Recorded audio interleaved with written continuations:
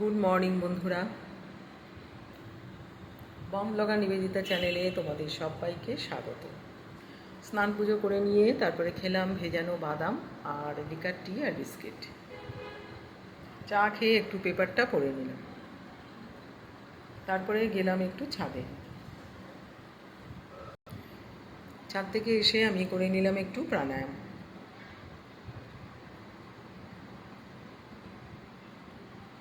Breakfast করলাম, ব্রেকফাস্টে খেলাম পাকা পেঁপে ব্রেকফাস্ট, তারপরে খেলাম ওটস আর দই। তারপর লঙ্কার বোটাগুলো একটু ছাড়িয়ে নিয়ে প্যাকেটে ভরে রাখছি, এবার ফ্রিজে তুলে রাখবো।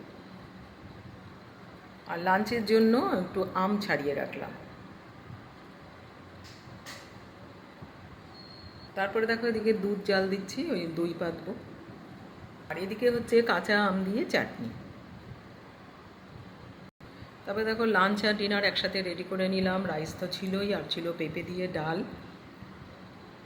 চিতল মাছের কারি, আর ছিল কলমি শাক ভাজা রসুন দিয়ে, রুটি, আম, আলু পটল ভাজা পেঁয়াজ দিয়ে, আর মিক্স চাউমিন, আর কাজুরি মাছ ভাজা, আর ছিল আমের চাটনি।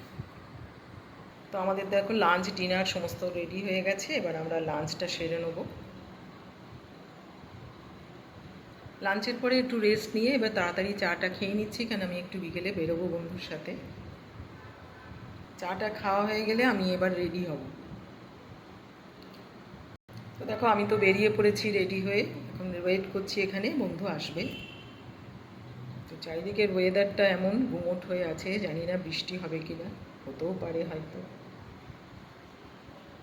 তো বন্ধু এসে গেছে, বেরিয়ে পড়েছি, আমরা এখন যাচ্ছি সিটি সেন্টার।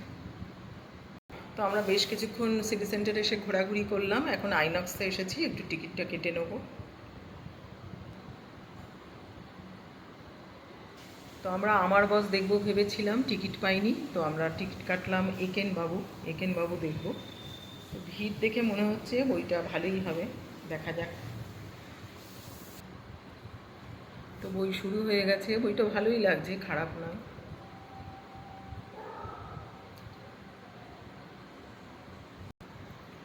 বেনারসের এই ঘাটের ধারে শুটিং করা, বেশ ভালোই বইটা, রহস্যের একটু গন্ধ আছে। এই যে সব ভণ্ড সাধুরা রয়েছে, সব সাধুরা ওখানে বসে রয়েছে, সবই ভণ্ড সাধু। আমরা বই দেখে ভেবেছিলাম রেস্টুরেন্টে যাব, টাইম হয়নি, তো দুটো আইসক্রিম বার নিয়ে বাড়ি চলে এলাম। বাড়িতে এসে ডিনার করলাম মিক্স চাউমিন।